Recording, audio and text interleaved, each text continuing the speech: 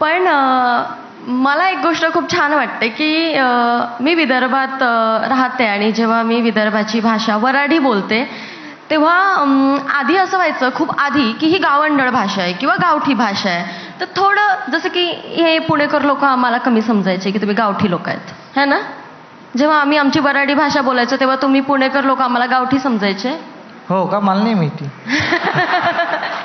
पण आत्ता नाही समजू शकत कारण की आमची विदर्भाची भाषा इतकी गोड आहे आणि ती आत्ता बोललं ना की असं ज्यांना नाही समजत वऱ्हाडी भाषा तेही म्हणतात की ए तू काय बोलली कळलं नाही पण खूप सुंदर होतं. थोडीशी झलक.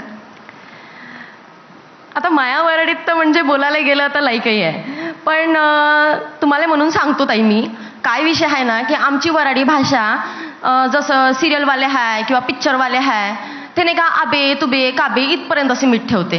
त्याच्या पड्या लय वऱ्हाडी आहे.